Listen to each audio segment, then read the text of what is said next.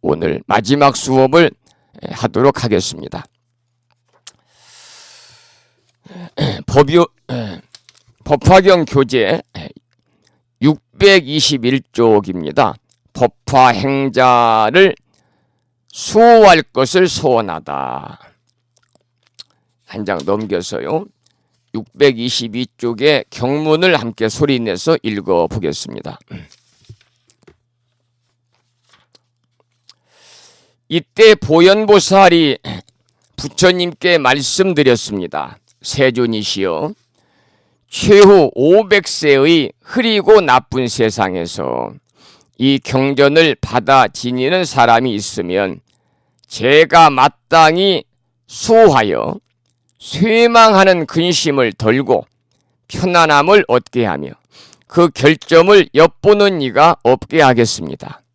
만일 마군이거나 마의 아들이나 마의 여자나 마의 백성이나 마가 붙은 이나 야차나 나찰이나 구반다나 비사사나 길자나 부단다나 위타라 등의 사람을 괴롭히게 하는 자가 그 결점을 얻지 못하게 하겠습니다. 이 보현보살이 부처님께 말씀을 드린 거예요. 법화행자를 제가 수호하겠습니다. 그러니 세존이시여, 걱정하지 마십시오. 이렇게 이제 보현보살이 법화행자를 수호하겠다는 것을 부처님 앞에 서원하는 그런 내용이죠.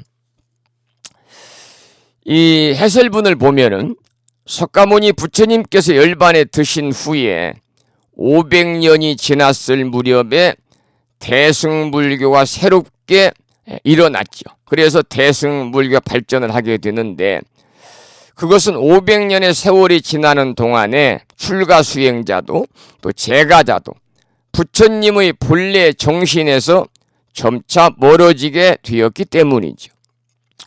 부처님의 본뜻을 다시 되살리려는 사람들의 노력이 대승불교 운동으로 일어났던 것입니다. 그래서 500년을 단위로 해서 5가지로 시대를 구분하는 방법이 생겼는데, 그 방법이 바로 후 500세라는 겁니다. 후 500세라고도 하고 5호자를 2번 반복해서 500세다 이렇게도 말하게 되거든요. 첫 번째 500년은 해탈견고시대, 두 번째는 선정경고시대, 세 번째는 다문견고시대, 네 번째는 탑사경고시대, 마지막 5번째는 투쟁경고시대인데, 여기서 말하는 최후 500세, 보통 우리가 후 500세 그럽니다. 이 후 500세는 5번째 투쟁경고시대를 말하는 거죠. 후 500세 중에서 마지막 최후의 500세는 5번째의 투쟁경고시대를 말한다 그 말이죠. 사실 세월이 얼마나 지났든 간에 해탈에 이르는 사람은 해탈경고시대를 사는 것이고, 선정을 최고로 알고 선정에만 몰두하는 사람은 선정경고시대를 사는 것이고, 경전의 말씀을 공부하면서 이론적으로 파고드는 사람은 다문견고시대를 살고 있는 것입니다. 또 전각을 세우거나 탑을 올리는 가시적인 불사에만 관심 있는 사람은 탑사경고시대를 살고, 시시비비만 살피면서 남의 잘못을 찾아내어 따지기 바쁜 사람은 투쟁경고시대를 살고 있다고 보면 됩니다. 우리가 이 경전을 독송하다 보면은 후 500세라는 이 용어를 종종 보게 되거든요. 이 후 500세라는 것은 석가모니 부처님께서 장차 열반에 드신 후에 앞으로 일어날 일을 500년 단위로 나눠가지고 5가지 단계로 불법이 쇠퇴할 것을 예언하신 말씀이죠. 이것을 우리는 후 500세, 500세라고 그럽니다. 이 500세, 후 500세에 대한 말씀은 대방 등 대집경에 자세히 나오거든요. 그래서 제일 그 500세대가 이제 해탈 경고 시대인데, 부처님께서 인멸하시고 나서 이제 불기 500년까지가 이제 첫 번째 제일 500년간 해탈 견고시대입니다. 그리고 제2 500년은요. 불기 501년부터 불기 1000년까지입니다. 선정 경고시대입니다. 그 다음에 세 번째 제3 500년간은 불기 1001년부터 그리고 불기 1500년까지 다문 경고시대인데, 제가 조금 전에 그 이 첫 번째 500년 부처님이 인멸하시고 나서 불기 500년 그리고 불기 501년부터 불기 1000년까지가 이제 선정 경고시대 그랬는데요. 해탈 경고시대, 선정 경고시대. 그러니까 서가모니 부처님이 인멸하시고 나서 불기 1000년까지가 부처님의 정법이 세상에 머문 정법시대입니다. 정법시대. 그 다음에 세 번째는 제3 500년간인데 불기 1001년부터 불기 1500년까지가 다문 견고시대고요. 이때는 상법시대가 시작이 되는 거죠. 네 번째는 제4 500년간인데 불기 1501년부터 불기 2000년까지 탑사경고시대. 이때가 상법시대입니다. 상법시대. 그리고 마지막 이 제500년간은 이 불기 2001년부터 불기 2500년까지 소위 투쟁경고시대인데요. 이 시대가 바로 말법시대고, 이 말법시대는 1000년 동안 계속 이어진다고 그러니까요. 올해가 불기 2564년이니까 우리는 지금 투쟁경고시대를 지나서 말법시대에 이렇게 불교를 만나서 불자로서의 그러한 신행생활을 이어나가고 있다. 이렇게 보시면 되겠습니다. 그러나 이제 말법시대라도 여러분처럼 부처님 가르침을 참답게 이렇게 배우고 또 마음에 담고 또 제가불자들이 지켜야 되는 그 5계를 받아 지니고 받들어서 청정행을 닦고 부처님 가르침을 받들어 수행을 한다면 아무리 지금이 말법시대라 하더라도 불법은 밝게 이어지지 않을까 그렇게 생각을 합니다. 자세한 것은 시간 관계상 오늘 마무리를 해야 되기 때문에요. 공부 수업이 좀 마지막까지 하고 시간이 남으면 후 500세에 관한 구체적인 말씀을 좀 부연해서 드리도록 하고, 여기에서 후 500세에 관한 말씀은 마무리하도록 그렇게 하겠습니다. 623쪽의 법을 수호하다, 이 내용 경문을 함께 읽어보겠습니다. 이 사람이 다니거나 섰거나 이 경을 읽고 외우면 제가 그때의 어금니 6개 가진 흰 꽃길이, 여기서 6개가 흰 꽃길은 유가 백상이라고 그럽니다. 흰 코끼리를 타고 대보살들과 함께 그의 처소에 가서 몸을 나타내요. 공양하고 수호하여 그 마음을 위로하겠습니다. 역시 법화경을 공양하기 위해서입니다. 이 사람이 만일 앉아서 이 경을 생각할 적에 제가 그때의 흰 코끼리를 타고 그 앞에 나타나되 그 사람이 만약 법화경의 한 구절, 한 개송을 잊었더라도 제가 마땅히 가르쳐 주어 함께 읽고 외워서 다시 통달하게 하겠습니다. 이때 법화경을 받아 지니고 독송하는 사람이 제 몸을 보고 매우 기뻐하여 더욱 정진하며 저를 본 인연으로 삼매와 다라니를 얻을 것입니다. 이름이 선다라니와 백천만억 선다라니와 법음 방편 선다라니이니 이러한 다라니를 얻을 것입니다. 여기서 마지막에 이제 선다라니가 나오는데요.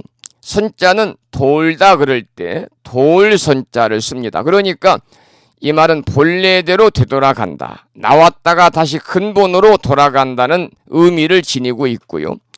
다라니는 여러분들 뭐 익히 잘 알고 계시겠습니다마는 이 진원이 좀 긴 것이 다란이잖아요.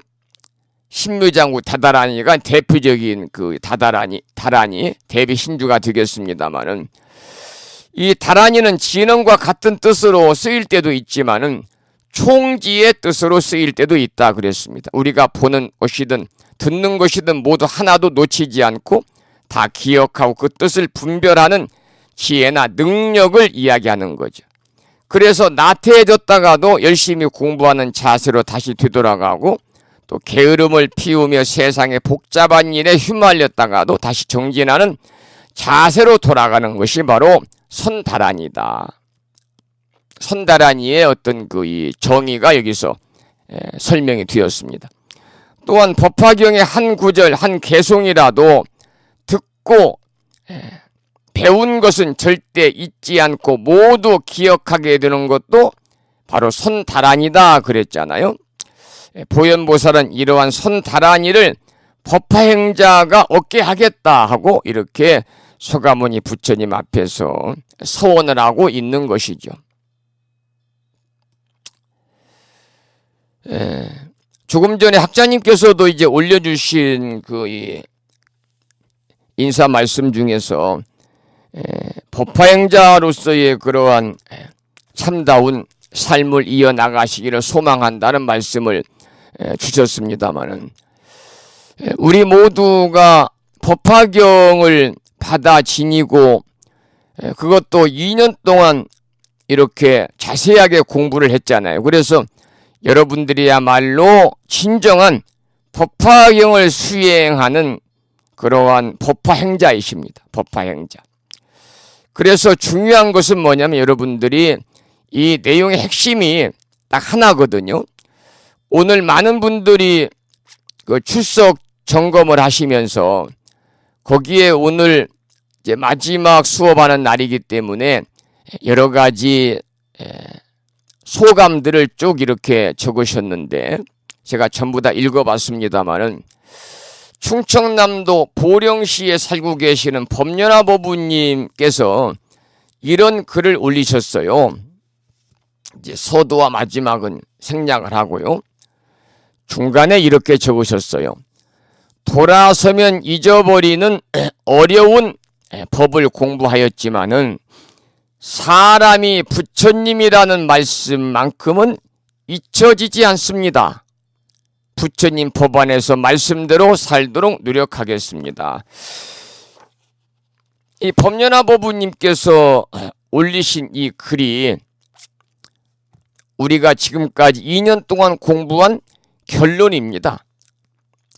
다른 건 다 잊어버려 상관없습니다.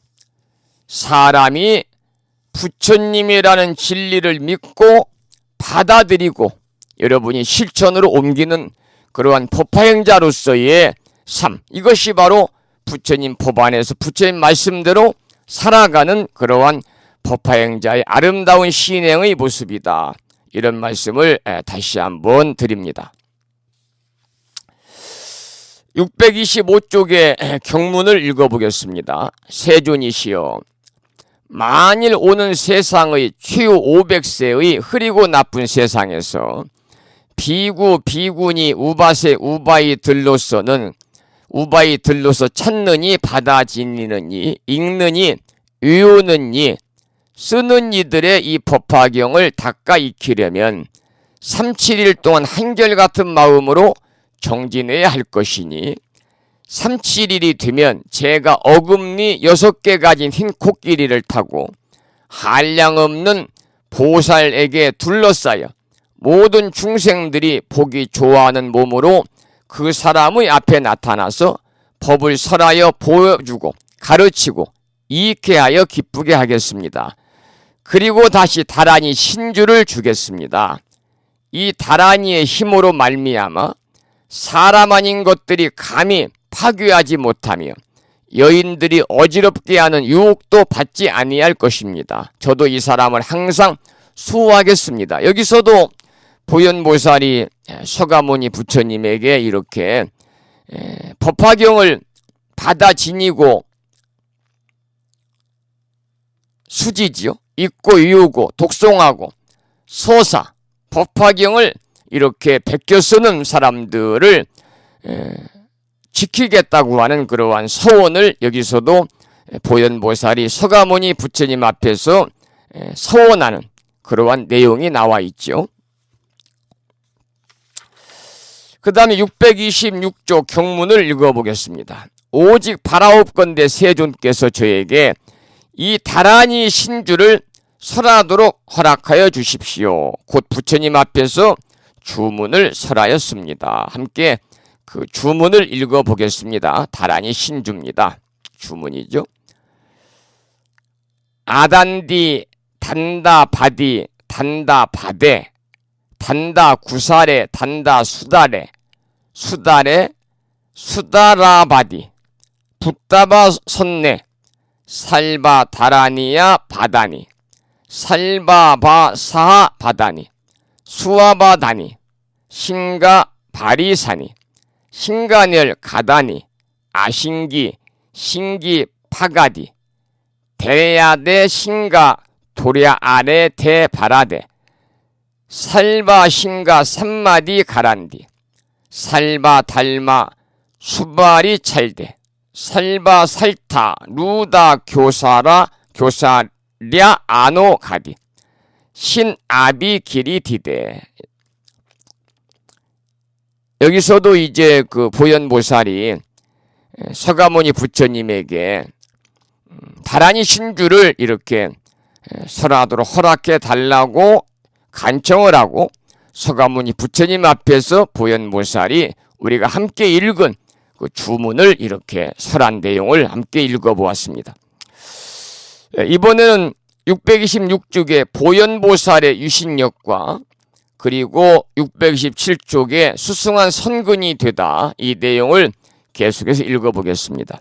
세존이시여, 만약 어떤 보살이 이 다라니를 듣는 이는 마땅히 보현의 신통의 힘인 줄 알아야 합니다. 만약 법화경이 연부지에 유통할 적에 받아 지니는 이는 마땅히 다 보현의 유덕과 신통의 힘인 줄을 생각해야 할 것입니다. 이게 바로 보현보살 유신력을 이야기한 겁니다. 그러니까 만약 어떤 보살들이 다라니를 듣는 사람들은 마땅히 보현의 신통의 힘, 신통력인 줄 알아라. 만약 법화경이 연부지에 유통할 적에 이 법화경을 받아 지니는 사람들은 마땅히 다 보현의 유덕과 신통의 힘인 줄을 생각해야 할 것이다. 이렇게 보현보살이 이야기를 하고 있죠. 여기서 이제 연부제라는 말이 나옵니다마는 우리가 살고 있는 지금 이 사바세계는 남선부제입니다. 남선부제. 그래서 연부제는요, 이 4대주의 하나인데, 4대주의 하나. 이 4대주의 수미산을 중심으로 해서 인간 세계를 동서남북 4주로 나눕니다. 그 가운데 남쪽에 있는 남주를 얘기합니다. 남주. 그래서 이 연부제는 우리나라와 인도가 여기에 이제 속한다고 그러거든요. 특히 이제 인도 신화에서 나오는 말인데요. 수미산의 사방에 위치한 네 육지 중에서 남쪽에 위치한 육지를 가리키는 말입니다. 연부주, 또 선부제, 그러는데 보편적으로 우리는 남연부주, 남연부제 이렇게 이야기를 하고 있죠. 617쪽에 수승한 선근이 되다, 경문을 함께 읽어보겠습니다. 만일 받아 지니고 읽고 외우고 바르게 기억하고 뜻을 해설하고 설한대로 수행하는 이가 있으면 이 사람은 보현의 행을 행하여 한량 없고 그지없는 부처님 초수에서 깊이 선근을 심으며 모든 열의 손으로 머리를 만져주시는 줄을 알아야 하겠습니다. 만일 법화경을 받아 지니고 읽고 외우고 바르게 기억하고 뜻을 해설하고 또 설한대로 수행하는 사람이 있다면 이 사람이야말로 보현보살의 행을 실천으로 옮기면서 한량 없고 그지없는 부처님 초수에서 깊이 선근을 심고 모든 열애의 손으로 머리를 만져주는 줄로 알아라. 이 존재의 실상을 바로 깨닫는 것도 중요하지만 깨달은 내용을 보살행어로 휴양해야만이 가치가 있다 그 말이죠. 그래서 우리가 부처님의 가르침을 공부하고 또 부처님의 가르침을 마음에 우리가 담게 되면은 중요한 것은 그 부처님 가르침대로 우리가 실천으로 옮기는, 즉 다시 말씀을 드리면 휴양하는 삶을 사는 것이 가장 중요한 겁니다. 휴양하는 삶. 휴양하는 삶에 대해서는 제가 아주 자주 말씀을 드렸기 때문에요. 여러분들 익히 마음에 담고 신행생활 해 나가실 걸로 믿고요. 이 불교의 목적이라고 하는 것은 깨달음을 행동으로 실천하는 것이거든요. 행이 따르지 않으면 그것은 불자로서의 참된 가치관을 가졌다라고 할 수가 없습니다. 아무리 우리가 부처님의 참된 진리의 말씀을 배우고 또 마음에 담고 머리로 이해를 한다 할지라도 실천으로 옮기지 않으면 아무런 의미가 없는 거예요. 비근한 예를 들어서 육바라밀에 관해서 우리가 공부를 했다고 그럽시다. 그러면 육바라밀 중에서 보시, 지괴, 인욕, 정진, 선정, 지혜를 우리가 이제 이론적으로 다 공부를 했는데 보시가 무엇인지는 알지만 그 보시를 행으로 옮기지 않으면요. 오히려 육바라밀에서 보시바라밀을 공부하지 않은 사람보다도 공부하고 행을 하지 않으면 더 바람직하지 않은 그러한 삶을 사는, 즉 다시 말씀을 드리면 좋지 않은 업을 지게 되는 거죠. 또 지계를 우리가 배웠으면 기본적으로 5계를 어떤 일이 있어도 우리가 파하지 아니하고 꼭 지키면 수행을 해야 되고요. 인욕바라밀을 배웠으면 그 인욕바라밀을 배운 것을 실천으로 옮겨서 어떤 일이 있어 우리가 참고 인내하는, 작은 일에도 토라지고 작은 일에도 우리가 스트레스 받아서 얼굴이 우락부락 변하고 또 다른 사람들을 미워하고 또 싫어하고 증오하는 그런 마음들, 성내는 마음들 내서는 안 되겠죠. 정진, 선정, 지혜다 마찬가지고. 그래서 우리 불교에서는요 가장 중요한 것은 실천행위다. 그래서 다른 타 종교는 신앙생활이라고 하지만 우리 불교에서는 우러러 볼 앙자가 아니라요 신행, 믿음을 실천으로 옮기는 그러한 이 불자로 삶을 가리켜서 우리는 신행생활이라고 그러잖아요. 여기서 보다시피 행이 가장 중요하다. 행이 가장 중요하다. 그렇게 말씀을 드릴 수가 있어요. 그렇기 때문에 이 불교는 신행을 강조하는 겁니다. 행을 강조하는 종교가 바로 불교다. 그런 말씀을 드리고 여기에서는 깨달음을 행동으로 실천하는 것이 바로 불교의 목적이다 그랬습니다. 그러니까 여기서 말하는 보살행을 실천한다고 하는 것은요. 특히 이제 보현보살은 행을 강조하는 그러한 이 보살님이거든요. 보현보살은 행을 강조하는 보살입니다. 그래서 보현보살 10대원이 이제 있잖아요. 그 뒤에도 나옵니다만은 뒤에 설명을 드리기로 하고 보살행을 펼친다는 것은 많은 사람들의 이익과 행복에 보탬이 되는 삶을 살겠다는 것과 같은 거죠. 그게 바로 진정한 보살행이거든요. 그러니까 나만의 이익과 행복이 아니라 많은 일체 중생들의 이익과 행복에 보탬이 되는 삶을 살겠다. 이것이 바로 보살행입니다. 특히 대승불교에서는 이 보살행 실천을 강조하고 있죠. 보살행이라고 하는 것은 부처가 되려고 수행하는, 보살이 부처가 되려고 수행을 하는, 그래서 이게 수행이니까 행이 붙거든요. 이것은 자기와 남을 이롭게 하는 원만한 행동이다. 그래서 자리이타의 행을 이야기하는 거죠. 자리이타의 행이 있을 때 참된 불자로서의 삶을 살아가는 겁니다.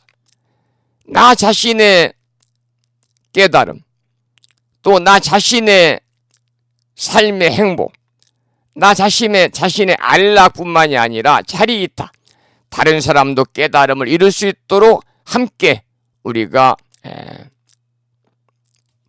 부처님 말씀을 널리 전해서 전법을 통해서 모두 다 자타의시 성불도 할 수 있는 그러한 인연의 여건을 만들어주는 것이 나도 깨달음을 얻고 다른 사람도 깨달음을 이룰 수 있도록 하는 것이고, 그리고 이제 다른 사람들을 제도할 수 있는 대승불교가 추구하고 있는 그러한 자리이타의 행, 이것이 바로 진정한 보살행이다. 그런 말씀을 여기서 강조하고 있습니다. 그러니까 보살행을 펼친다는 것은 많은 사람들의 이익과 행복에 내가 보탬이 되는 삶을 살겠다. 아주 중요한 그런 불교가 실천하는, 불교가 추구하는 행 중에 하나가 바로 보살행이죠. 나 혼자만 깨달음의 높은 경지에 오르고 내 주변의 사람에게는 아무 도움도 되지 못한다면 깨달음이 무슨 의미가 있겠습니까? 그래서 상구불이 하와 중생이라고 그러잖아요. 대승불교에서 추구하는 그러한 이 행입니다. 위로는 상구불이, 불이라는 깨달음이니까요. 위로는 깨달음을 구하고 아래로는 중생을 제도한다. 상구불이 하와 중생이 바로 뭐냐면 이 대승불교의 수행 주체인 보살의 수행 목표를 자리와 이타의 측면으로 표현한 말이 바로 상구불이 하와 중생이라는 겁니다. 그래서 여러분들은 이 대승불교에서 보살이 서원하는 목표가 바로 상구불이 하와 중생이니까 우리 모두 위로는 나와 다른 사람들의 진리를 함께 추구하고 아래로는 나의 행복과 나의 안위뿐만이 아니라 일체 중생의 행복과 안위를 위해서 일체 중생을 교화하겠다고 하는 그러한 원력을 우리가 가지고 실천으로 옮길 때 자신도 이롭게 하면서 그리고 다른 사람도 이롭게 하는 그러한 참된 불자로서의 그러한 보리살타의 행위 아닌가 그렇게 생각을 합니다. 난 사람만 제도하는 것은 부불법 외도다 그렇게 나와 있어요. 불법에 붙어있는 외도다 그 말입니다. 불법에 붙어있는 외도다. 얼마나 부처님께서 통렬하게 꾸짖는 말씀이죠. 불법에 붙어있는 외도. 그러니까 나 혼자만의 이익을 추구하는 것은요, 그 이익이 설령 깨달음이라고 해도 외도의 행위에 불과하다 그 말입니다. 비록 깨달음의 경지에 미치지 못하는 아주 작은 보살행이라 할지라도 다른 사람들의 마음을 깨우쳐서 이치를 깨달을 수 있도록 돕는 것이 가장 바람직한 불자다. 이러한 삶이 바로 뭐냐?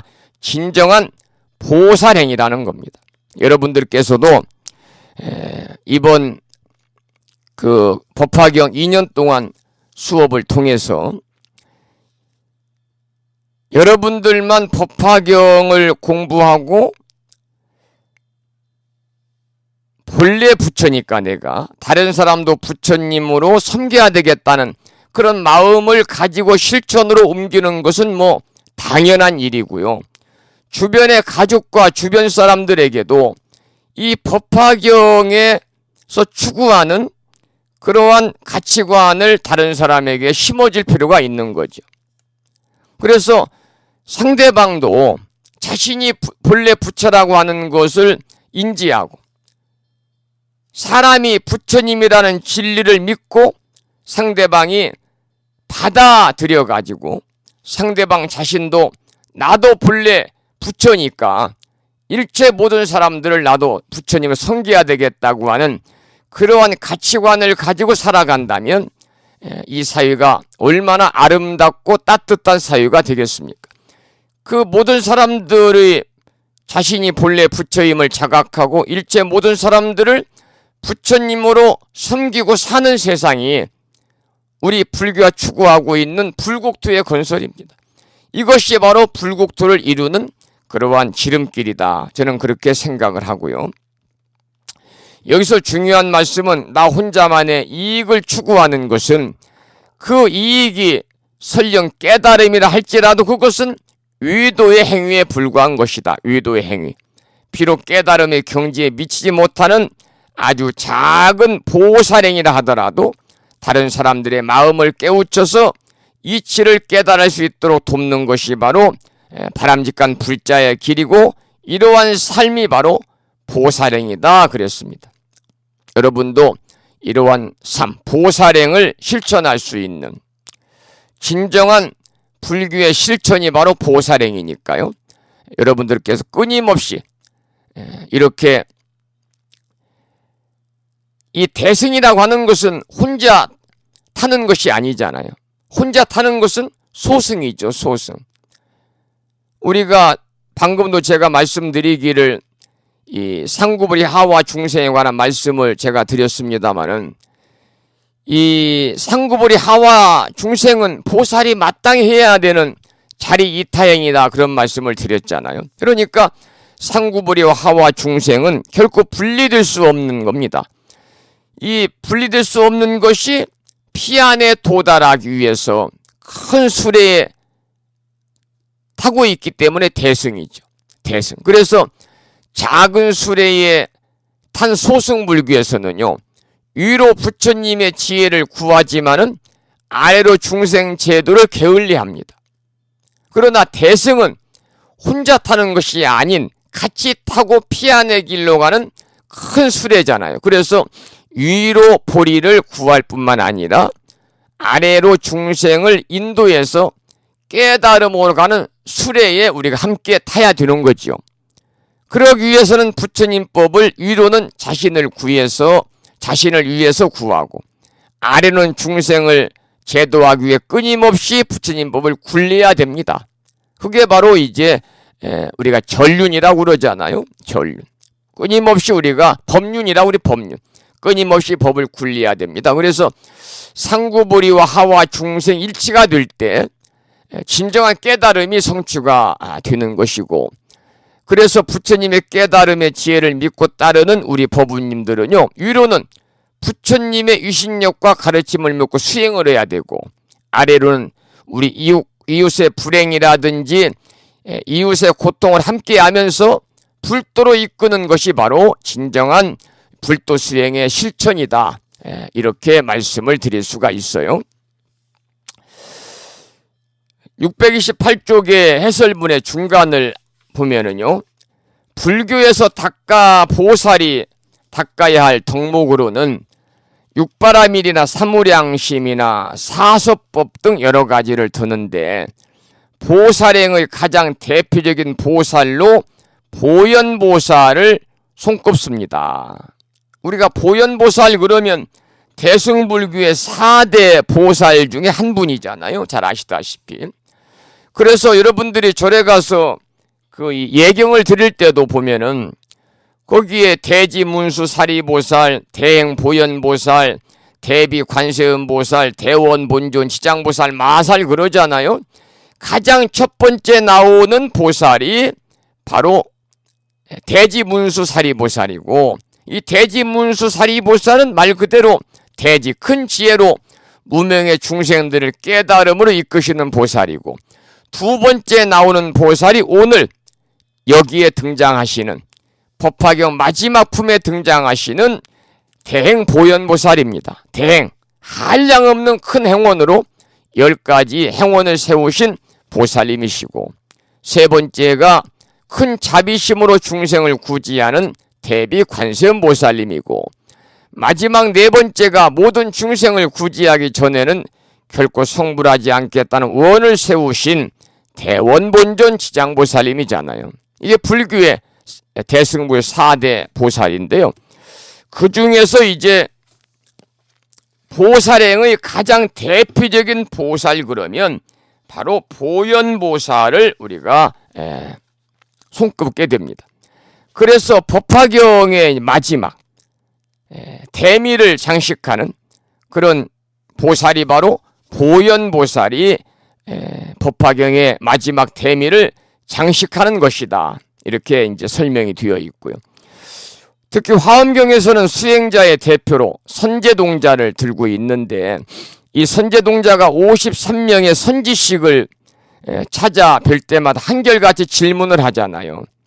어떻게 하면 보살행을 배우고 닦아서 보살행을 실천할 수 있습니까? 참으로 중요한 물음이잖아요. 어떻게 하면은 보살행을 배워가지고 보살행을 배우고 닦아서 보살행을 실천할 수 있느냐. 이렇게 선지식이 화엄경에서는 53명의 그러한 선지식을 찾는 구두여행을 할 때마다 이렇게 질문을 하죠. 아까도 말씀을 드렸습니다마는 이 보살이 부처가 되려고 수행하는 자기와 남을 이롭게 하는 원만한 행동이 바로 보살행이다. 그런 말씀을 드렸잖아요. 이 보현행원품이 바로 이 물음에 대한 답을 하고 있는 거예요. 어떻게 하면 보살행을 배우고 닦아서 보살행을 실천할 수 있겠느냐고 화엄경의 선제동자가 53명의 선지식을 찾아서 구법여행을 할 때마다 한결같이 한 질문에 대한 대답을 보현행원품에서 하고 있다. 이 보현행원품이 어떤 의미에서 보면 화엄경의 결론인 동시에 불교의 결론인데 보현행원품에서 보현보살이 10가지 행원을 들고 있잖아요. 10가지의 행원을 들고 있는데 그 10가지의 행원을 우리는 뭐라고 그러냐면 보현보살 10대원이다 그럽니다. 보현보살 10대원이다. 그 첫째가 예경재불원이에요. 예경재불원. 이게 바로 인불사상입니다. 모든 사람을 부처님으로 받들어 섬기면 먼저 나도 행복하고 상대방도 행복해지는 인불사상의 근본적인 원리가 어디에 담겨 있느냐. 보현보살 10대원 중에 첫 번째 원인 예경재불원에 담겨 있다 그 말이죠. 여기서 보현의 행을 행한다고 한 것은 바로 법화경의 가르침을 실천하는 사람은 이미 보현보살의 행원을 실행하는 사람이다 그 말이거든요. 그러면 참고로 보현보살 10대원에 관해 잠깐 말씀을 드리고 그 다음 법화경제의 공덕을 공부하도록 하겠는데요. 예경재불원, 바로 이것이 법화경에서 말한 핵심인 인불사상이 담긴 근본 원리가 여기에 담겨 있다는 거죠. 예경재불원. 이 가없는 법계에 많은 부처님, 이 한 몸 놔두어서 모두 다 빠짐없이 예경하겠습니다. 예경하겠습니다. 그 다음에 이제 칭찬열애원, 광소공양원, 참회업장원, 수의공덕원. 특히 이제 수의공덕원에 관해서는 여러분들이 강의를 통해서 많이 들으셨을 거예요. 다른 사람의 그러한 이 좋은 일이 있을 때 내가 나에게 좋은 일이 일어난 것보다도 더 기뻐하고 더 상대방을 위로해주는 그러한 마음이 바로 수의공덕원이거든요. 수의공덕원. 이 다른 사람들에게 일어나는 그 이 좋은 일을 있으면, 기쁜 일, 즐거운 일이 있으면 나에게 일어난 것보다 더 이렇게 좋아하는 것. 남이 짓는 공덕이 있으면 옆에서 함께 기뻐하는 것. 그 다음에 늘 설법하여 주기를 청하는 것. 늘 설법해 주기를 청하는 것. 그리고 또 부처님께 이 세상에 오래 계시기를 청하는 것. 항상 부처님의 수행력을 따라 배우는 것. 항상 중생의 뜻을 따르는 것. 마지막에는 지은 바 모든 공덕을 널리 회양하는 것. 이것이 바로 보현보살의 10원인데, 10대 원인데, 첫째가 모든 부처님께 예배하고 공경하겠다는 예경 제불의 첫 번째인데, 이것이 바로 이 법화경의 가르침을 핵심으로 옮기는 그러한 인불사상이 담긴 그러한 원이다, 그런 말씀입니다. 629쪽을 보겠습니다. 경문을 한번 읽어보죠. 만약 다만 쓰기만 하여도 이 사람은 목숨을 마치고는 마땅히 도리천상에 태어날 것이니 8만 4천 천녀들이 온갖 풍류를 연주하면서 와서 맞이할 것입니다. 이 사람은 칠보관을 쓰고 시녀들 속에서 호사하며 즐길 것입니다. 그런데 하물며 받아 지니고 읽고 외우고 바르게 기억하고 뜻을 해설하고 말한 대로 수행하는 것이겠습니까? 만일 받아 지니고 읽고 외우고 뜻을 해설하면 이 사람은 목숨이 마치면 일천 부처님께 손을 내밀어 주어 두렵지도 않고 나쁜 관리에 떨어지지도 않고 곧 도솔천상에 미륵보살이 계신데 왕생할 것입니다. 미륵보살은 30 이상이 있는 대보살들에게 둘러싸여서 백천만억 천녀의 권속들이 있는 가운데 태어나게 되는 이와 같은 공덕과 이익이 있을 것입니다. 그러므로 지혜 있는 사람은 마땅히 일심으로 스스로 쓰거나 다른 사람으로 하여금 쓰게 하여 받아 지니고 읽고 외우고 바르게 기억하고 말한 대로 수행할 것입니다. 여기서는 이제 지난번에 말씀드렸던 법화경의 5종 법사에 관한 내용이 다시 한번 강조가 되고 있어요. 특히 이제 법화경을 수지, 독송, 사서, 사경, 또 다른 사람을 위해서 위타 인설, 해설해 주는 그런 수행을 통해서 이렇게 커다란 법화경제의 공덕이 있을 것이다. 그 공덕은 뭐라고 나왔냐면 법화경을 쓰기만 해도 수지, 독송, 서사, 그리고 다른 사람을 설해주는 그 이 5가지의 그 수행 중에서 법화경을 서사만 해도, 사경만 해도 그 사람 목숨을 마치고 어디에 태어나느냐? 도리천상에 태어난다. 도리천에 태어난다 그랬어요. 도리천에 태어난다. 이 도리천이라고 하는 것은 이제 이 욕계에 33천이 있잖아요. 그 중에 이제 수미산 꼭대기에 위치해 있는데 제석천이 머물고 있다는 이상세계가 바로 도리천입니다. 그러니까 도리천은 6개의 그러한 육천 가운데 4번째 하늘이다. 4번째 하늘. 수미산 정상에 위치하고 있어가지고 이 도리천을 다스리는 신이 하늘의 제왕입니다. 제석천이라고도 하고 또 다른 말로 인드라다 이렇게도 이야기하거든요. 그리고 뒤에 보면은 또 뭐가 나와 있냐면은 만일 받아 지니고 읽고 외우고 뜻을 해설하면 이 사람은 목숨이 마치면 일천 부처님께 손을 내밀어 주어가지고 어디에 태어나느냐? 도솔천상의 미륵보살이 계신 데에 태어난다. 그래서 미륵보살은 30 이상이 있는 대보살들에게 둘러싸여서 백천만억 천녀의 권속들이 있는 가운데 태어나게 되는 공덕이 있을 것이다. 법화경을 사경만 해도 도리천에 태어나고 법화경을 수지, 독송, 서사, 해설, 다른 사람을 위해서 해설해 주면은 그 공덕으로 어디에 태어나느냐면 도솔천에 태어난다 그랬습니다. 도솔천에 태어난다. 이 도솔천도 이제 위원궁과 내원궁이 있잖아. 내원과 위원이 있는데 그 중에 내원은 미륵보살이 머무는 곳이고 위원은 하늘사람, 천인들이 즐거움을 누리는, 그래서 도솔천은 미륵보살이 머무는 내원과 천인들이 즐거움을 누리는 위원으로 구성된 그야말로 천상의 정토입니다. 불교에서 말하는 이상세계. 그래서 지족천이다 그렇게 의역을 하는 것. 지족천이다. 이 도솔천은 욕계 육천의 네 번째 하늘인데요.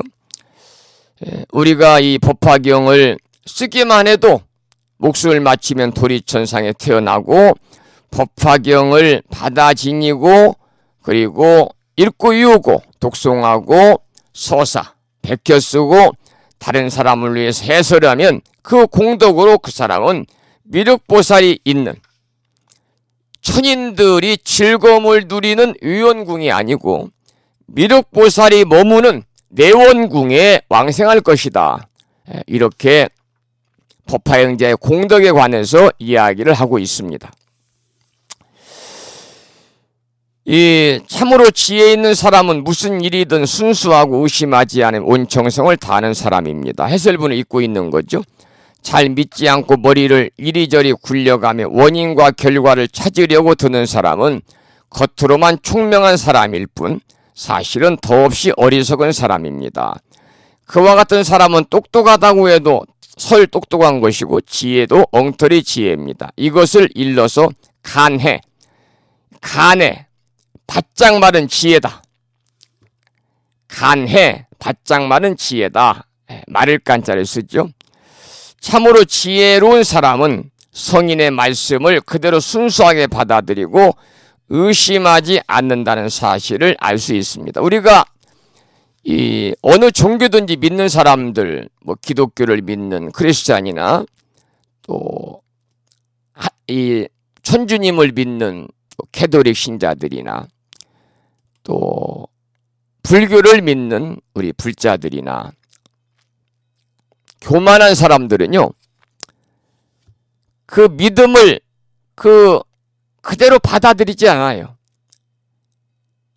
성경이나 성서나 또는 불서를 부처님 말씀이나 하나님 말씀을 그대로 받아들이지 않고 거기에 자꾸 토를 달고 거기에 의혹을 이렇게 불러일으키죠. 왜 그러느냐? 교만해서 그래요. 교만해서. 우리 불교에서는 교만이란 말보다는 아만, 사만 뭐 이런 얘기를 많이 씁니다만은 이웃종교에서는 교만하다는 말을 많이 하거든요. 우리 불교에서는 이제 이 겸손하지 않고 방자하고 건방지고 이런 걸 이제 교만이라고 그러는데 그게 아만이고 사만이거든요. 그래서 우리 불교에서는 이제 교만이라고 하면은 가장 먼저 그 떠오르는 인물이 있어요. 보시제일. 그러면 여러분 누가 떠오릅니까? 보시제일. 보시제일. 부처님에게 이 기원정사를 불사에서 보시한 급고덕장자가 있는데 급고덕장자가 보시제일입니다. 그런데 급고덕장자의 며느리 옥야라는 며느리가 있었어요. 옥야. 그런데 이 친정도 굉장히 부자였습니다.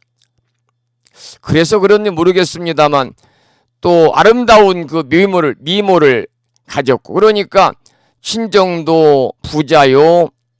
부죠, 부. 그때는 뭐 부자라는 말은 부라고 그랬죠. 친정도 부요. 또 자신도 미모가 출중하기 때문에 자신감이 넘쳐가지고 그랬는지 모르지만 굉장히 교만하고 방자해 가지고요. 그 며느리로서의 예를 지키지 않았다고 그래요. 그래서 이런 옥야에게 참된 아내의 도리에 대해서 부처님께 설하신 그런 내용들이 있거든요.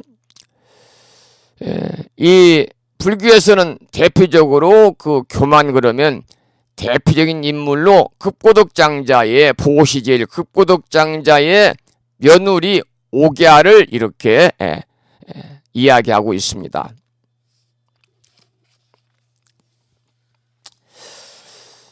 자, 그러면은 보현보살의 서원. 이제 보현보살이 이제 마지막으로 서원을 하고 그리고 보현보살의 내력을 말하고 법화행자에 관한 마지막 이야기가 나오게 되는데요. 거기를 한번 읽어보겠습니다. 630쪽입니다.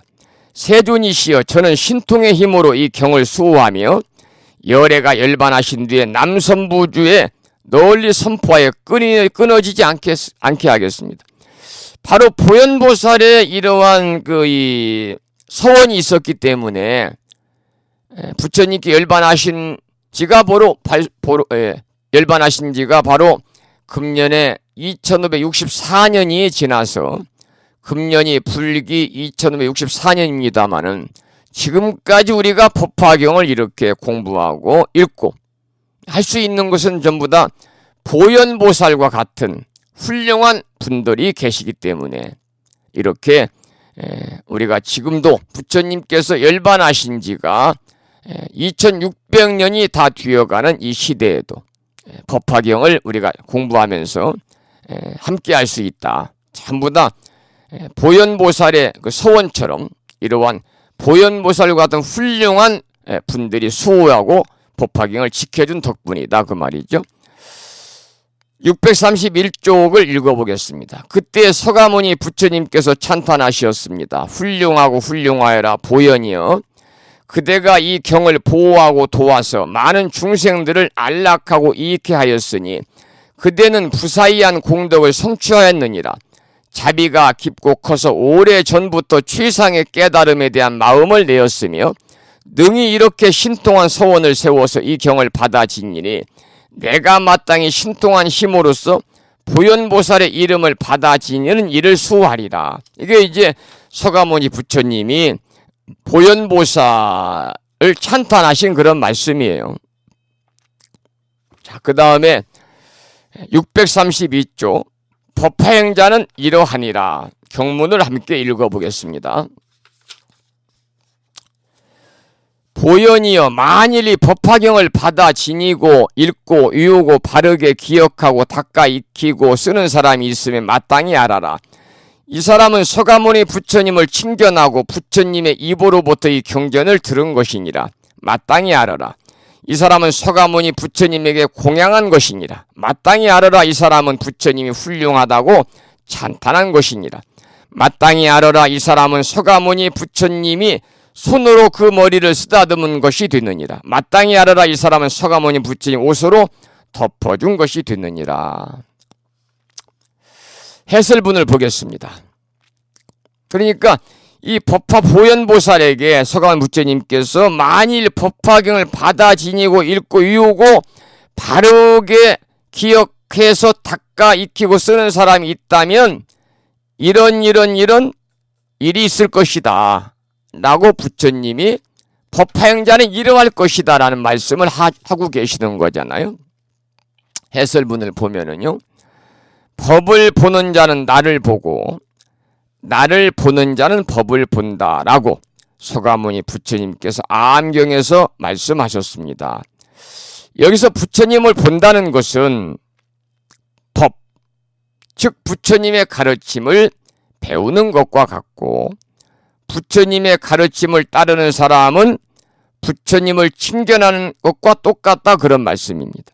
지금이 이제 아까도 말씀을 드린 것처럼 후 500세 중에서 오타각세의 혼란한 말세라 하더라도 법화경을 수지 독송하는 사람은 부처님을 칭견하는 것과 같다 그 말이죠. 그러니까 부처님으로부터 직접 설법을 듣고 부처님께 직접 공양을 올리는 것과 같다. 어떤 사람들이 법화경을 수지 독송하는 법화행자는 그렇다 그 말입니다. 또한 부처님께서 그 사람의 머리를 당신의 손으로 쓰다듬어 주시면서 훌륭하다고 칭찬한 것 같다 그랬습니다. 부처님의 가르침을 모르는 사람은 설사 살아계신 부처님을 직접 뵙는다 할지라도 부처님을 배운 것이 아닙니다. 단지 형상을 배웠을 뿐입니다. 부처님의 정신을 모른다면은 부처님을 칭견했어도 칭견했다고 할 수 없습니다. 상웅부 박하리 경에서 임종에 다다른 박하리 비구가 부처님께 마지막 예배를 올리려고 하자 부처님께서 이렇게 단호하게 말씀하셨습니다. 법을 보는 자는 나를 보고 나를 보는 자는 법을 본다. 나도 곧 썩어 넘어질 육신인데 썩어 넘어지는 육신으로 썩을 육신에 예비한들 무슨 의미가 있겠느냐. 나의 가르침에 눈을 뜬 자는 설령 맹인이라도 나를 본다. 그러니 그만두어라. 이게 이제 서가모니 부처님께서 임종의 다다는 박하리 비구가 부처님에게 마지막 예배를 올리려고 하자 부처님이 단호하게 하신 말씀입니다. 법을 보는 자 나를 보고 나를 보는 자 법을 본다. 불교가 무엇이며 불교를 바르게 믿는 길이 무엇인지를 이 대목에서 아주 멋지게 설명하고 있죠. 부처님의 가르침 중에서도 가장 수승한 가르침인 법화경을 수지 독송하는 사람은 여기 나와 있는 것처럼 부처님을 친견한 것과 같을 뿐만이 아니라 부처님에게 공양을 올리고 부처님으로부터 직접 칭찬을 들은 것과 같다. 이 내용이 법화양자는 이러하리라 하는 우리가 함께 읽은 경문에 나와 있는 내용입니다. 법화양자는 이러하리라 두 번째 단락으로 634쪽을 보겠습니다. 함께 읽어보지요. 경문을. 이런 사람은 더 이상 세간의 용락을 탐하지 않으며 의도의 경서와 글씨를 좋아하지 않으며 또 그 사람들을 친근하기를 좋아하지 않으며 백정이나 돼지, 양, 닭, 개를 기르는 이나 사냥꾼이나 여색을 판매하는 나쁜 이들을 친근하지도 않느니라. 이 사람은 마음이 순박하고 정직하며 바르게 기억하고 복덕의 힘이 있으므로 삼독의 시달림을 받지도 않느니라. 질투, 아만, 사만, 뛰어난 채 하는 이들의 괴롭힘도 받지 않느니라. 이 사람은 욕심이 적고 만족함을 알아서 보현의 행을 능히 닦느니라. 아까 우리가 이제 보현 행원 10가지 행원 가운데 첫 번째가 예경제불원, 모든 부처님께 예배하고 공경하는 것이다 그랬잖아요. 우리가 과거, 현재, 미래의 모든 부처님들을 일일이 다 찾아뵙고 예배하고 공경하는 것은 불가능하잖아요. 그렇지만 내 주변 사람들을 부처님으로 받들어 섬긴다면 이것이 바로 화엄경 보현 행원품 10가지 보현보살 10대원 중에 첫 번째인 예경제불원, 모든 부처님 예배하고 공경하는 것이다. 그러면 예경제불원의 행원을 실천할 수 있는 것이다. 이것이 바로 인불사상이고 이것이 보현보살의 사상이고 이것이 보살행을 실천하는 길이고 이것이 바로 우리가 행복으로 가는 지름길이다 그 말입니다. 부처님으로 받들어 섬긴다는 것은 사람의 진정한 가치를 우리 자신이 알고 인정하는 것이다. 또 이것이 부처님의 가르침 올바로 이해하는 길이다. 여러분들이 이 법화경을 이제 오늘 2년에 걸쳐서 장장 그 오랜 시간 동안 92회에 걸쳐서 공부를 하면서 여러분들이 아까 그 출석 점검하면서 올려주신 많은 법부님들의 글 중에서 충남 보령에 사시는 법륜화 법분이 쓰신 것처럼요. 돌아서면 잊어버리는 어려운 법화경 공부였지만은 그러나 사람이 부처님이라는 말씀만은 잊혀지지 않는다. 이게 바로 우리가 공부한 핵심이고 법화경을 통해서 여러분들이 앞으로 실천으로 옮길 때 바로 인불사상, 사람이 부처라고 하는 진리를 믿고 받아들이고 실천으로 옮기는, 그래서 본래 내 자신이 부처요, 따라서 모든 사람을 부처님으로 섬겨야 되겠다고 하는 그러한 이 보살행을 실천으로 옮겨야 된다, 그런 말씀을 드리고, 이것이 바로 법화행자가 해야 되는 당연한 불자로서의 책무다, 그런 말씀을 드립니다. 635쪽 계속해서 법화행자에 관한, 법화행자는 이루어야 된다 하는 내용을 읽어보겠습니다. 635쪽입니다.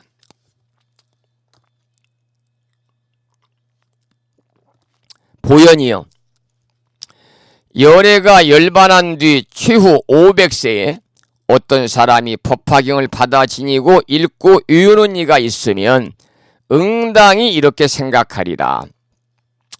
이 사람은 오래지 않아 도량에 나아가서 마군의 무리를 깨뜨리고 최상의 깨달음을 얻으며 법륜을 굴리고 법고를 치며 법의 소라를 불고 법의 비를 내리며 마땅히 하늘과 인간의 대중 가운데서 사자자에 앉을 줄로 생각할 것이니라. 부처님께서, 서가모니 부처님이 보현보살에게 말한 법화행자는 이뤄야 된다라고 하는 그런 내용, 마지막 부분인데요. 이 도량에서 마군의 무리를 항복받고 최상의 깨달음을 얻으며 법륜을 굴리고 법고를 치면서 사자자에 앉는 것은 서가모니 부처님께 깨달음을 얻었을 때의 일입니다. 이런 일이 일어난다는 말은 뭐냐? 그 사람이 반드시 성불한다. 반드시 깨달음을 얻는다. 해탈한다. 그런 뜻이거든요. 그래서 어떤 시대 어떤 장소에 있든 반드시 부처의 경지에 이르게 된다 그 말입니다. 위에 없는 깨달음을 이룬다 그 말이죠. 옛날에는 비록 물질적으로 궁핍했으나 사회적인 상황이나 분위기가 불법을 공부하기에 더 좋았다. 현대사회는 물질 문명이 발달해서 수명이 배로 늘어나고 온갖 편리를 누리고 살지만 반면에 인성은 더 메마르고 성인의 가르침에서 더욱 멀어지는 경향이 있습니다. 지금과 같은 최후 500세의 투쟁 경고 시대, 말세를 사는 중생이 이 법화경의 가르침을 알고 배우며 실천하고자 한다면 참으로 대단한 일이 될 것입니다. 바로 법화행자는 그렇게 살아야 된다는 거예요.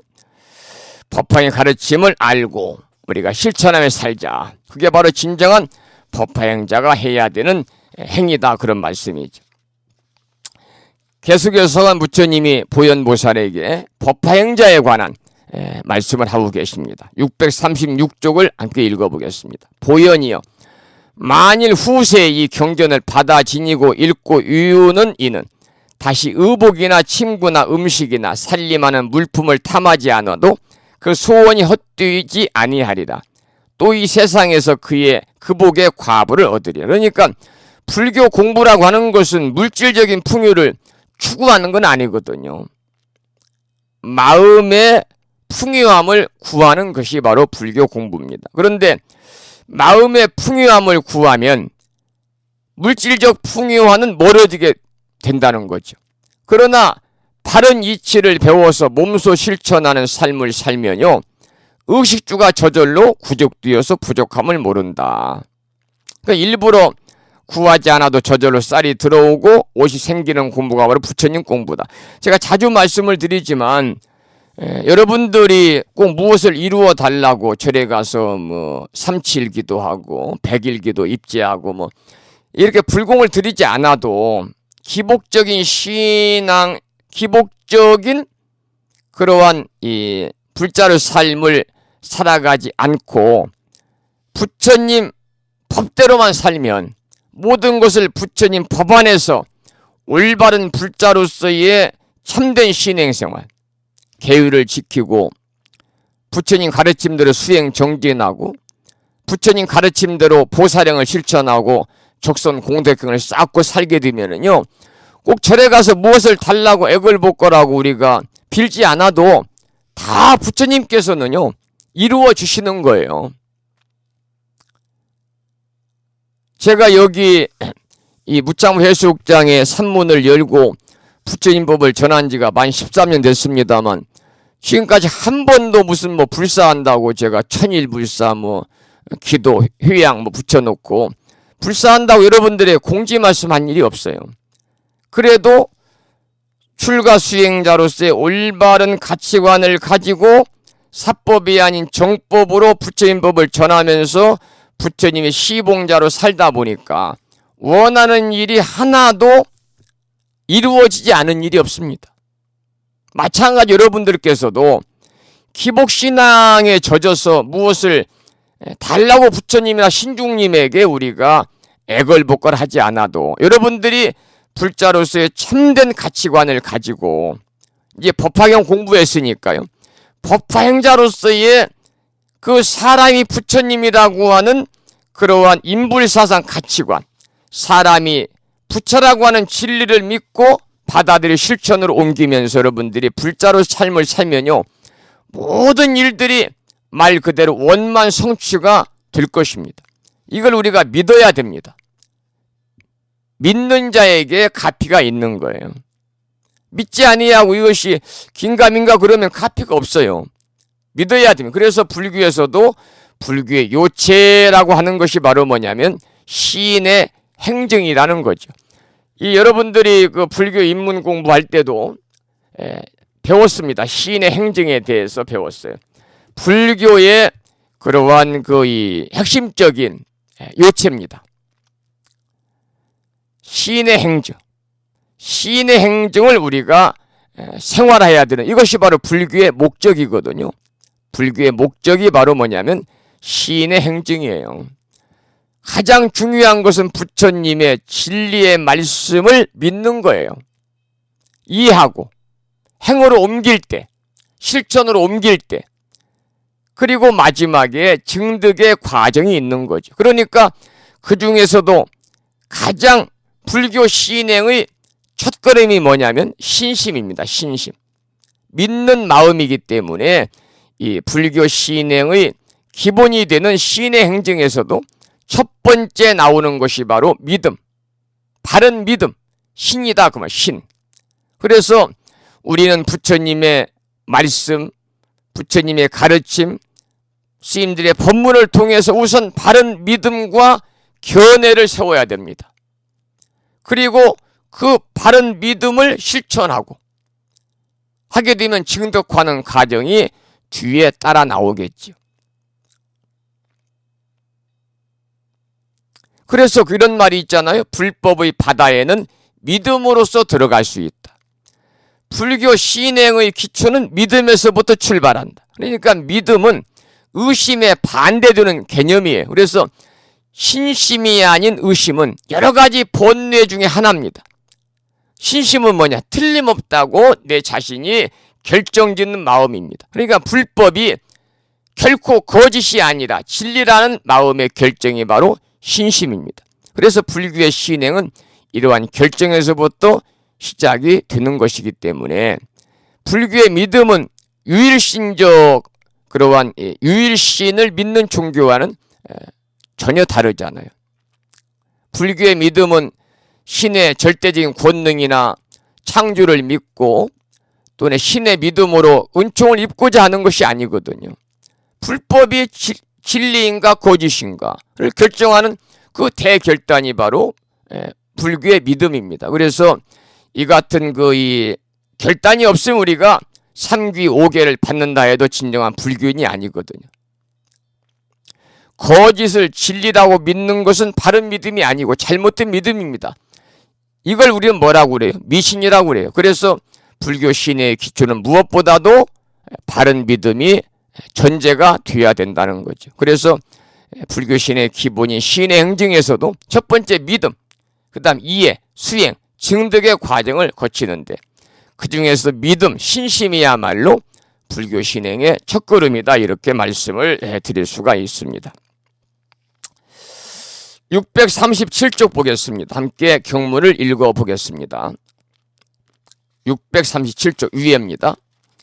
만일 어떤 사람이 업신여기며 말하기를 너는 미친 사람일 뿐이다.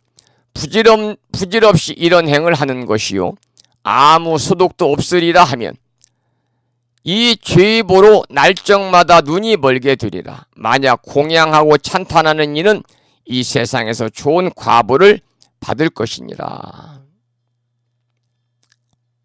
우리가 다른 사람들을 찬탄하고 상대에 공양하면 그 좋은 과보를 받는데 그렇지 않고 우리가 다른 사람을 이렇게 업신여기면서 구업을 지켜두면 바로 그 죄보로 날정마다 눈이 멀게 된다. 아주 무서운 그런 이야기입니다.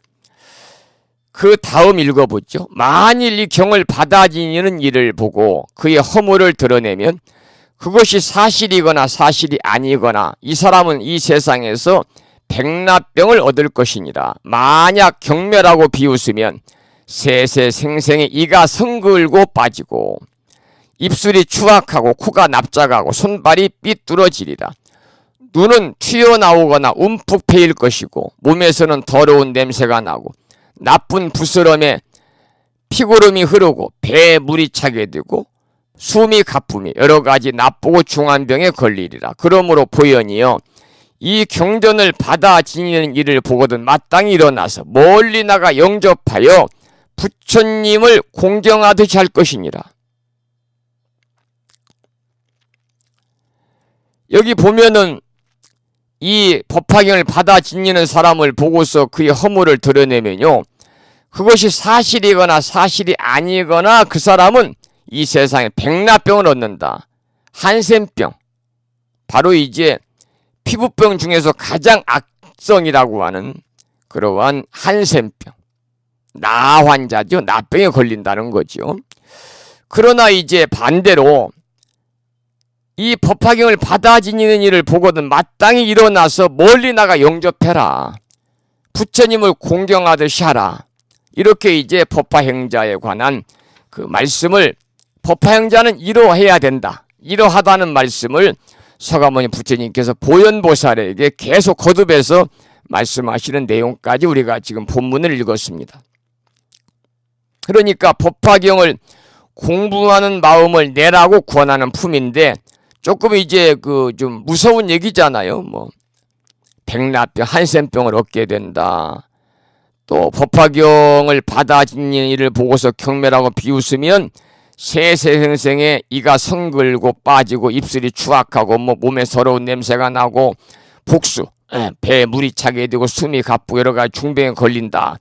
이렇게 이제 법화경을 공부하는 마음을 내라고 이렇게 말씀하시는데, 조금 이제 내용이 좀 무섭긴 합니다만은, 그래서 이제 중요한 것은 뭐냐면요, 이 부처님의 가르침과 보살행을 실제 생활에서 몸소 실천하는 노력, 바로 이것이 바람직한 전법 활동이다. 여러분들께서도 부처님의 가르침과 보살행을 실제 생활에서 몸소 실천하는 노력을 할 때 다른 사람들이 여러분들의 행을 보고서 불교에 이렇게 귀의를 해서 함께 도반으로서 우리가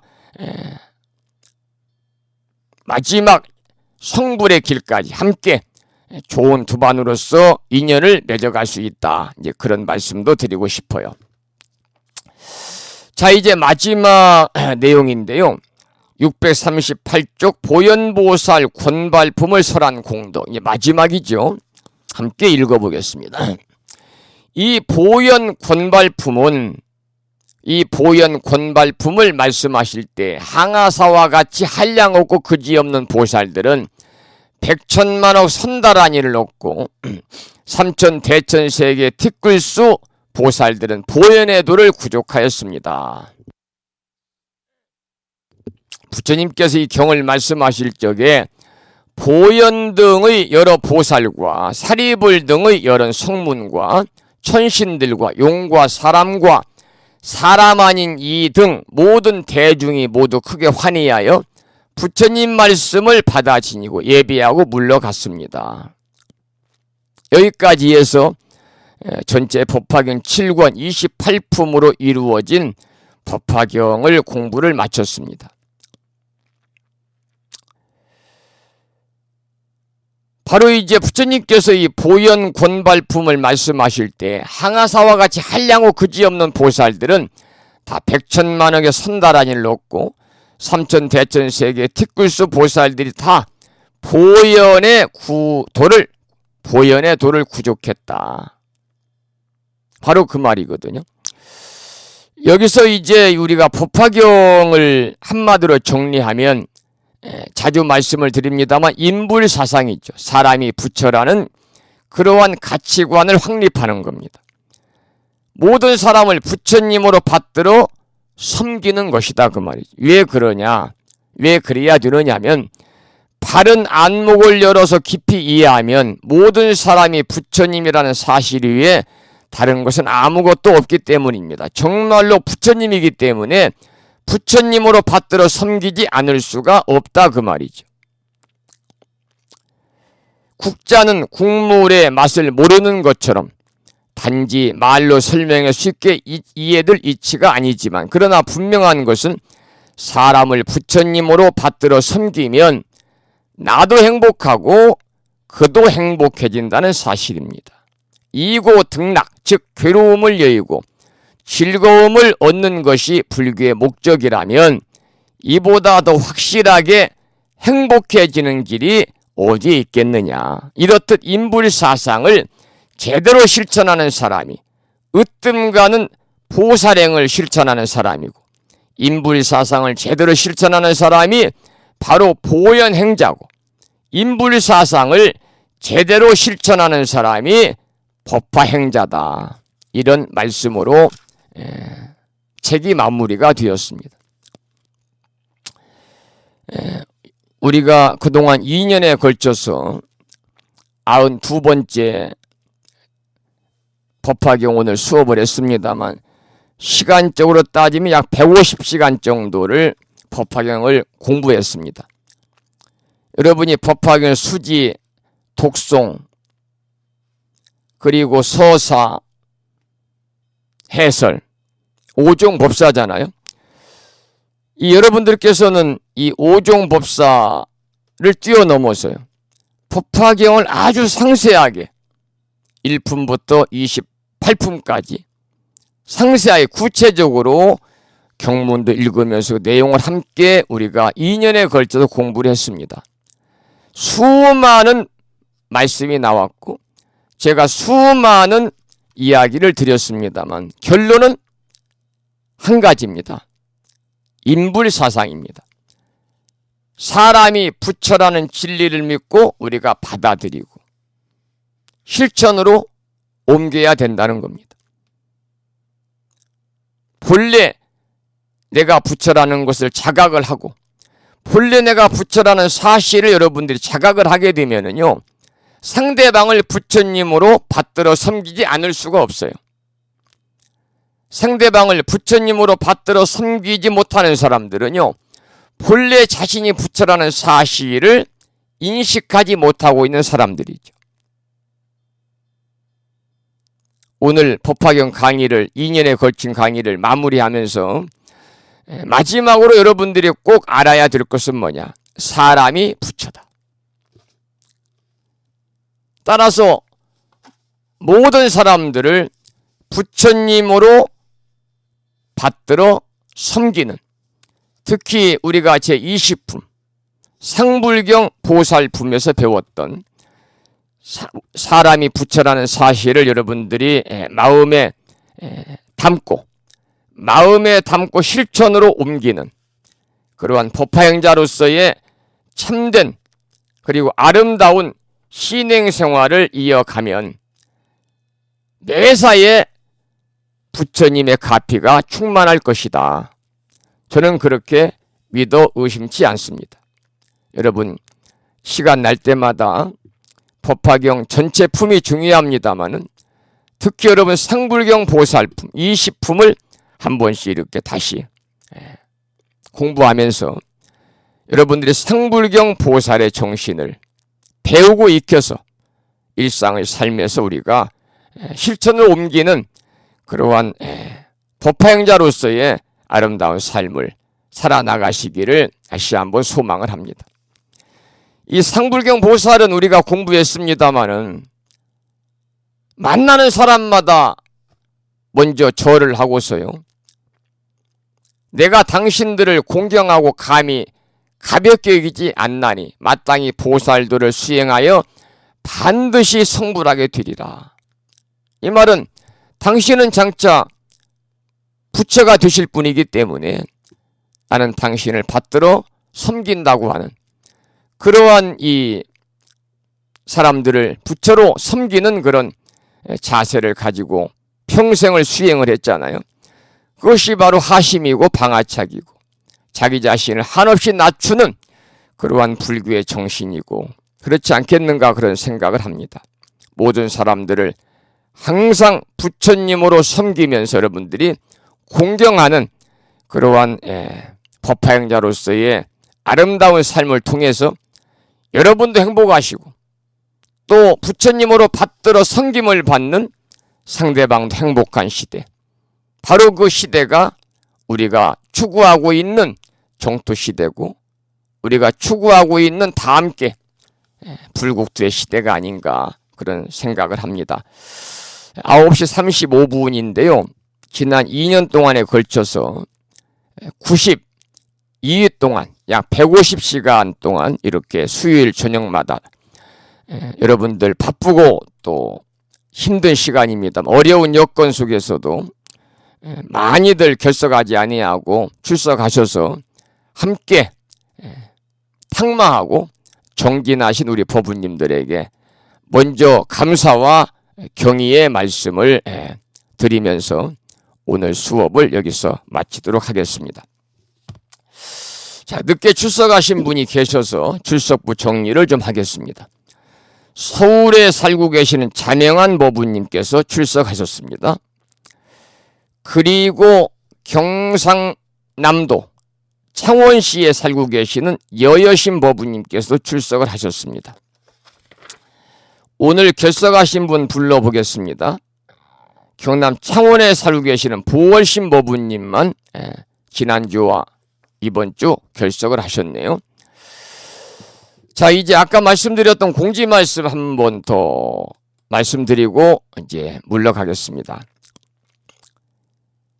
오늘 7시에 보내드린 문자 메시지를 통해서도 제가 말씀을 드렸습니다마는 코로나19로 인해서 3월 28일로 예정이 되었던 경전대학원 졸업식도 중요하지만 더 중요한 것은 우리 법부님들의 건강이고요.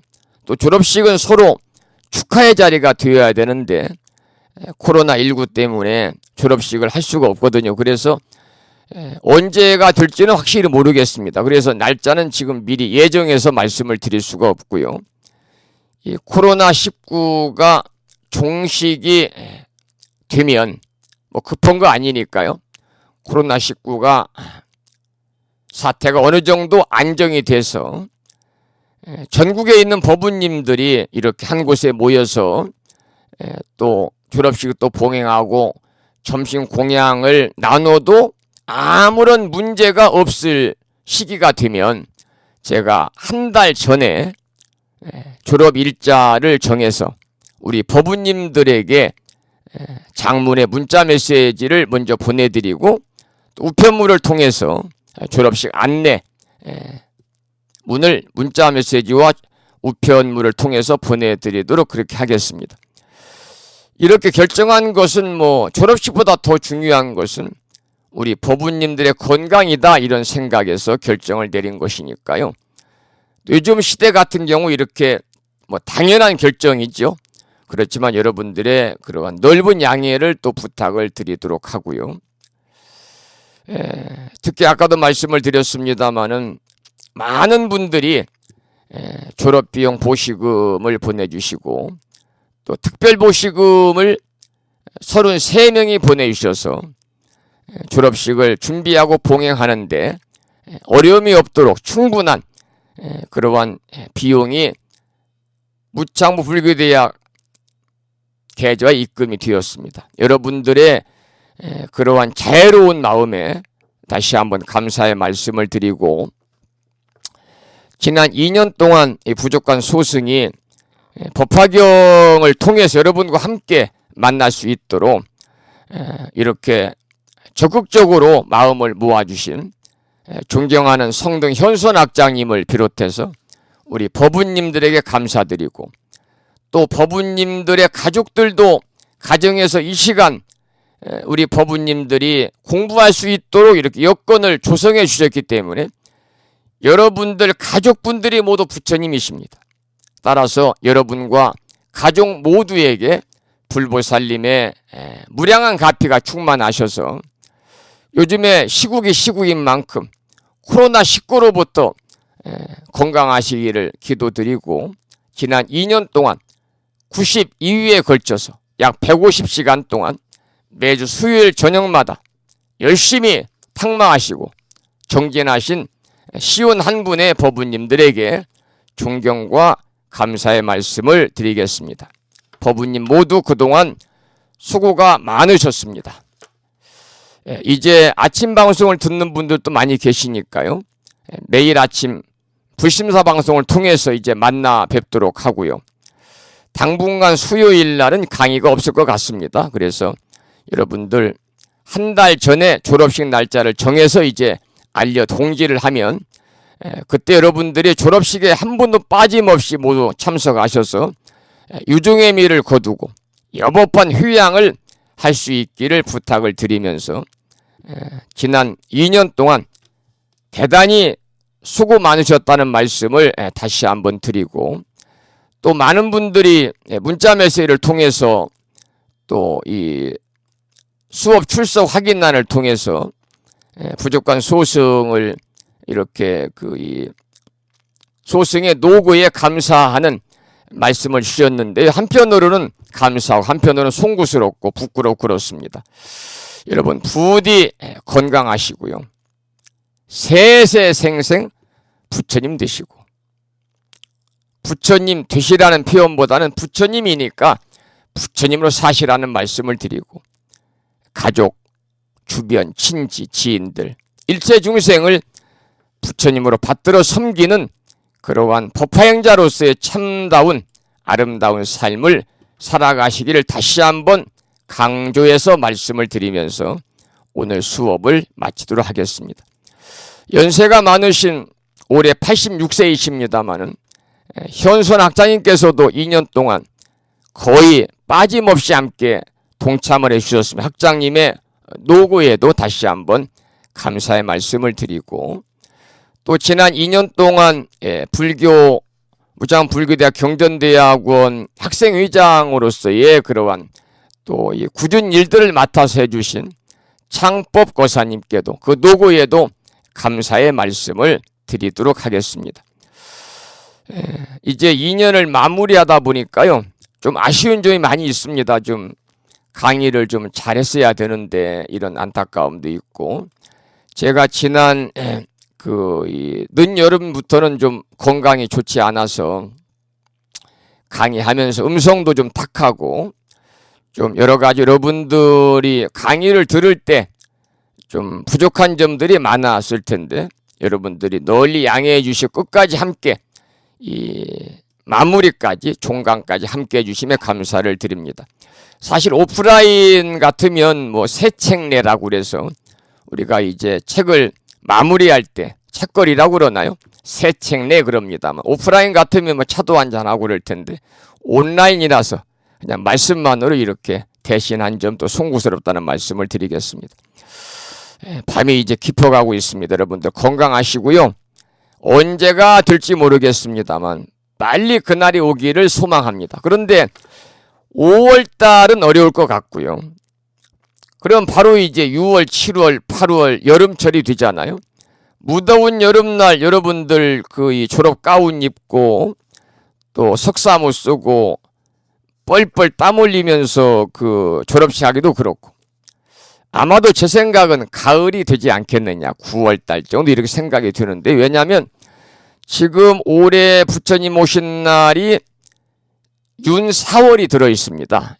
4월달이 윤달이기 때문에 우리가 평달로 부처님 오신 날을 봉행을 하면 4월 30일인데 4월 30일까지는 코로나19가 해결이 안 됩니다. 그래서 지금 불교계에서도 상당히 고민을 하고 있다고 그럽니다. 그래서 다행히 올해는 윤 4월이 들어있어서 지금 대한불교 조계종과 그리고 한국불교 종단 협의회에서 이제 윤 4월 초파일, 우리가 평달 4월 초파일은 4월 30일인데 윤달 4월 초파일은 5월 30일입니다. 그래서 5월 30일 날 부처님 오신 날 행사 봉축법요식을 봉행을 했으면 좋겠다, 이런 안건이 나와가지고 지금 불교계에서 협의 중에 있고,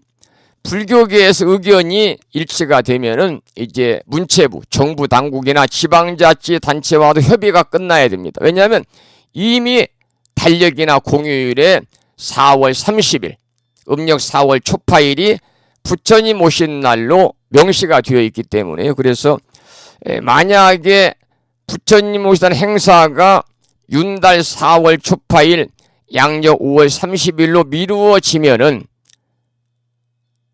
졸업식을 여름으로 이제 넘어가기 때문에요. 이제 9월 말 정도 하게 되고, 만약에 부처님 오신 행사를 그대로 그냥 평 4월 초파일, 그러니까 양력 4월 30일에 부처님 오신 날 행사를 한다면 이제 코로나 사태가 그때까지 조금 5월 달에가 잠잠해지면 5월 30일 정도 졸업식을 한번 생각해 볼 수 있지 않을까, 그런 제 개인적인 생각입니다. 아직은 언제라고 이렇게 결정을 지을 수 없기 때문에요. 졸업식은 코로나19 사태가 종식이 되고 많은 우리 법부님들 가족들이 모여서 아무런 다중이 모여도 불안감이나 걱정이 없을 때 하겠다는 말씀을 드리고, 한 달 전에 결정을 해서 연락을 드리겠습니다. 이렇게 여러분들의 공지 말씀을 드리고요. 졸업식을 준비하고 봉행하는데 부족함이 없도록 특별 보시금을 넉넉하게 이렇게 보내주신 33분의 법부님들에게도 특별히 감사의 말씀을 드립니다만, 여러분들의 커다란 공덕의 그런 보시의 공덕이 또 누가 될 수 있기 때문에 제가 그 카페에는 특별 보시금을 보내주신 법부님 이름과 금액은 일부러 적지 않았다는 말씀을 참고로 드립니다. 그렇게 이해를 해주시기 바랍니다.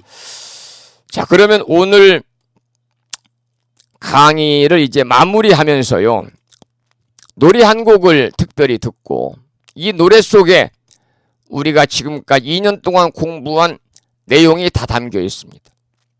당신은 나의 부처님이란 노래 한 곡을 들으면서 오늘 경전대학원 92번째 마지막 수업을 마치도록 그렇게 하겠습니다. 당신은 나의 부처님.